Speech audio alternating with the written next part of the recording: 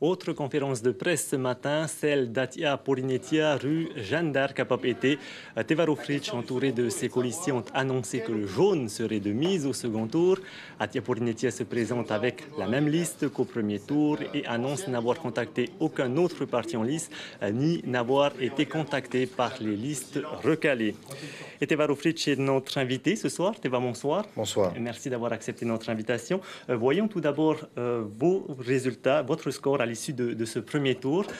Nous voyons donc 19,92% des suffrages exprimés en votre faveur. Troisième derrière l'UPLD avec 24% et très loin derrière le Tahouir Ahouir Attira et ses 40% des suffrages. 25 000 voix, 25 453 voix. Vous êtes bien loin des 45 000 voix de Totato Aya au premier tour en 2008. Comment l'expliquez-vous? D'abord, nous n'avons rien à voir avec Totato Aya. Et je souhaiterais, si vous le permettez, remercier l'ensemble des Polynésiens, de tous les archipels qui nous ont fait confiance à ce premier tour et qui ont confirmé que Atia Porinetia, désormais, faisait partie des 3 plus grands partis politiques de Polynésie. Il y a eu 25 000 voix, effectivement, 453 précisément, qui se sont mises sur notre candidature. Mais si nous ajoutons l'ensemble des voix qui se sont portées également sur les listes qui n'entreront pas au second tour, il y a donc 45 000 électeurs qui ont choisi l'autonomie, mais pas celle de Gaston Floss ou du Tahouir Ahouir Attira. Vous savez aussi qu'il y a eu 62 000 abstentionnistes. Et donc, je pense qu'au saut, eh bien, la partie n'est pas jouée. On remet les compteurs à zéro. Et il y a aujourd'hui un choix entre 3 présidents. Oscar Temaru, Gaston Floss, ou ma personne, ou Teva Rohfritsch. Remettre les compteurs à zéro, ça veut dire que les 51 000 voix du Tahouir et les 30 000 voix de l'UPLD sont nulles et illégitimes ce soir? Je ne me permettrai pas de dire ça. Mais ce qu'on peut remarquer, c'est que le Tahouir a voulu faire de cette élection un référendum contre l'indépendance. Et effectivement, je pense qu'une partie des 50 000 personnes qui ont voté pour le Tahouir Ahouir Attira ne sont pas forcément des Tahouira, mais n'imaginaient pas non plus encore qu'une autre liste pouvait accéder au second tour. Et donc, ils ont souhaité éviter le retour d'Oscar Temaru. Et lorsque l'on regarde bien le résultat, donc 75% des électeurs ont voté pour l'autonomie. Donc, ce débat est fini, il a été réglé au premier tour.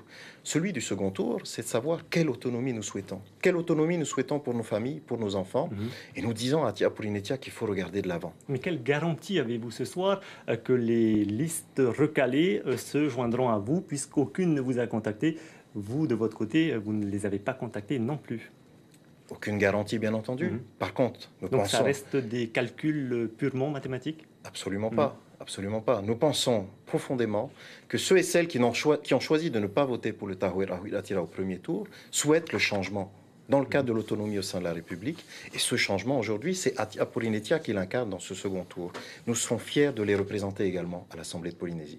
Alors, Teva Rohfritsch, je vous propose de voir ensemble cette projection du visage de l'Assemblée de Polynésie sur la base des résultats du premier tour, c'est-à-dire dimanche, avec la prime majoritaire des 19 sièges. Le Tahouir Ahouir Attira obtiendrait 39 sièges, 11 pour l'UPLD et seulement 7 pour vous, Teva Rohfritsch. Mais il reste encore le second tour, c'est vrai. Mais si l'on se base sur cette projection, vous affirmez aujourd'hui que vous êtes encore le seul parti à incarner le vrai changement. Mais sur la base de cette projection, on retrouverait donc à l'Assemblée Philippe Chir, Nicole Bouteau, Armel Merceron, vous, Teva Rohfritsch, Teura Tarhau, Gaston Tongsong et Emma Maraya. C'est cela votre vrai changement? Encore une fois, il y a 11 anciens élus de l'Assemblée qui sont sur la liste Atia Porinetia, 41 personnes de la société civile qui se présentent pour la première fois. Et si vous faites des calculs sur le premier tour, à quoi sert le second tour? Je vous dis, et je réaffirme, que notre population souhaite ce vrai changement. Certains ont eu peur de l'indépendance et ont voté Tahouira au premier tour. 45 000 électeurs ont voté Atia Porinetia ou d'autres listes. Nous les appelons à se mobiliser avec nous. Et il y a un second tour, un vrai second tour qui se joue devant nous. Mais qu'est-ce qui vous permet d'affirmer que les électeurs Tahouira, certains, ont voté par peur du retour d'Oscar Temaru? Regardez la campagne qui a été menée au premier tour. Une campagne de dénigrement d'abord des autres autonomistes et ensuite une campagne du chiffon rouge. Aujourd'hui, 75% de la population a voté contre l'indépendance et cette décolonisation. Maintenant, le choix du second tour, c'est quelle autonomie on veut. Et je tiens, c'est pour ça que je me présente, parce que je souhaite appeler les Polynésiens à ce rendez-vous historique du 5 mai 2013. Il y a une autre autonomie qui est possible. Atia Porinetia l'incarne.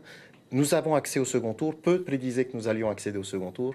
Nous y sommes et je me présente parce que je pense qu'il faut porter cette autre autonomie devant les Vous électeurs. parlez des campagnes des deux autres. Votre campagne, celle d'Atia Porinetia, c'est de dire tourner la page et dire aux deux anciens leaders de se retirer. Encore ce matin, vous parlez d'un choix de génération, mais finalement, c'est vous qui êtes en retrait. Le message ne passe pas? Je ne pense pas. Je pense que simplement, les Polynésiens, encore une fois, ont craint que Oscar Temaru ne revienne au pouvoir. Aujourd'hui, cette réponse a été réglée au premier tour. Très sincèrement, lorsque j'entends le président du Tahoeraa parler des réformes, il va réformer le système qu'il a lui-même créé, qui a conduit notre pays à l'échec et à la faillite actuelle. Je pense qu'il faut vraiment tourner cette page. Il y a eu de bonnes choses dans le passé, mais nous savons aussi aujourd'hui que nous avons vécu au-dessus de nos moyens. Il faut arrêter la démesure et revenir à une gestion plus raisonnée, plus transparente, plus saine de notre pays. Dernière question. Vous avez déclaré dire que vous n'êtes plus un adolescent boutonneux. Vous avez 38 ans. À 40 ans, on a un rêve, celui d'Oscar Temaru, l'indépendance, Gaston Floss, l'autonomie. Quel est votre rêve, Tevaro Fritsch? Celui simplement de faire bien vivre nos 270 000 habitants en Polynésie, qu'ils soient fiers de leur pays, fiers de leur identité polynésienne, fiers aussi d'appartenir à la République des droits de l'homme, des libertés fondamentales, et puis simplement donc faire en sorte que notre pays, dans notre pays, on vive bien et que nos enfants restent en Polynésie. Un rêve réalisable uniquement en étant président du pays, c'est cela? Un rêve réalisable si l'ensemble des Polynésiens apportent une majorité à Atia Porinetia au second tour des territoriales. Et c'est pour ça que je me présente. Merci, Tevaro Fritsch, Merci d'avoir beaucoup. répondu à nos questions ce soir, Maruru.